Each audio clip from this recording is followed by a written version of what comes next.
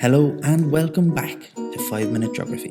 However, this season we're going to be focusing on the Leaving Certificate Geography paper and getting them all important H1 answers by explaining as simply as possible the world around us. So, whether you're a student gearing up for exams or a teacher looking for extra resources, you're in the right place. So, subscribe to stay updated and let's tackle this course together. Second one. So regional geography really is the study of countries and regions. Okay, and we got as far as this yesterday or on Thursday, and we said a region is an area or place that has certain characteristics that make it different from another area. So there's something about one region, and we said these differences can be physical or they can be human. Physical meaning the landscape. So the Burren is a region because it's physicality, the way in which it looks. Antrim Derry Plateau is a physical region. Human regions, on the other hand, are defined by culture or by language,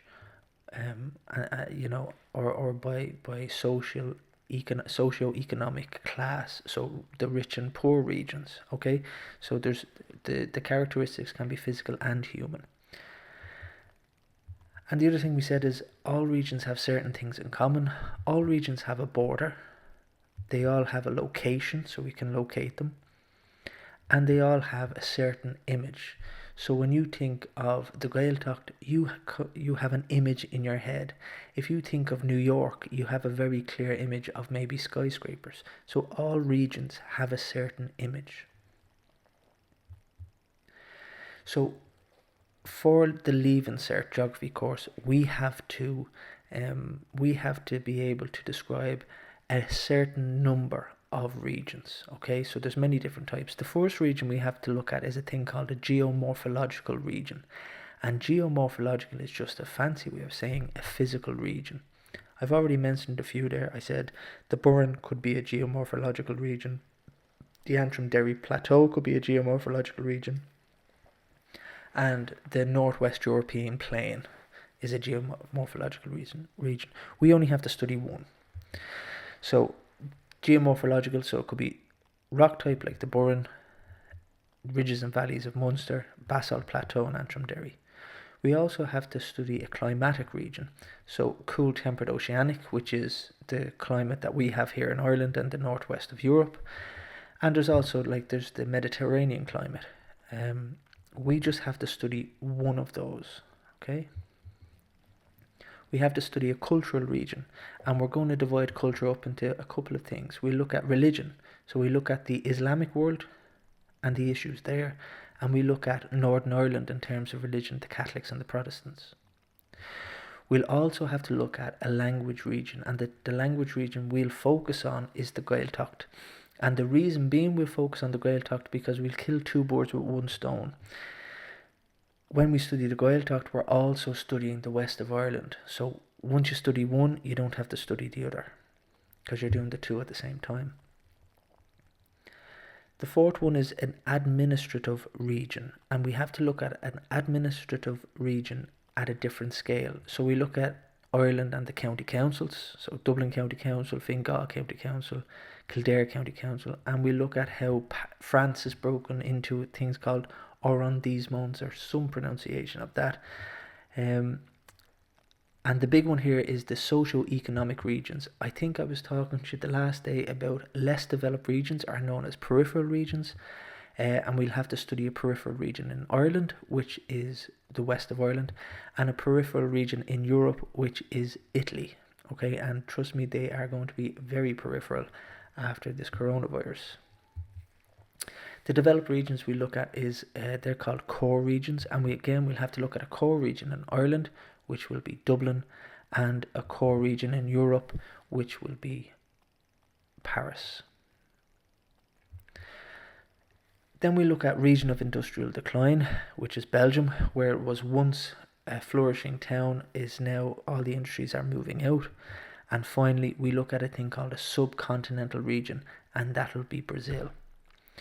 So these are the main things we look at in this section. Once we're finished as far down as Brazil, well then we have regional geography done.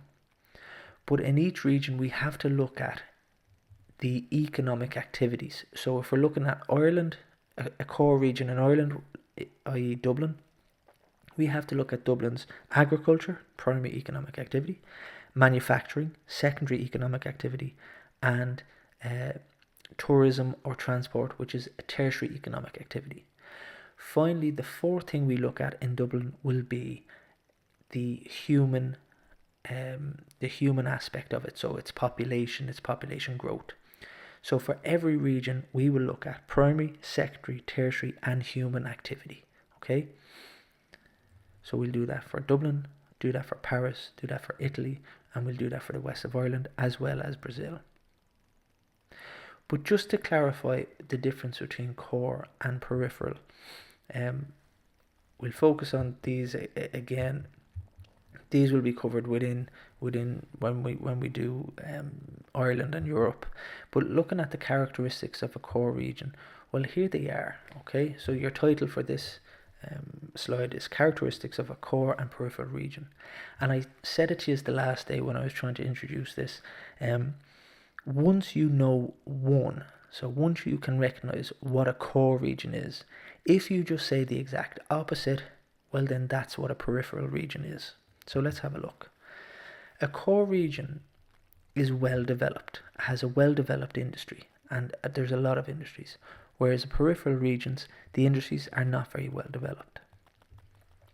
In a core region, the population is of high density. Now, density meaning how many people per kilometre squared, or how packed together they are. So high density and then low density. There's not much of a centre of population.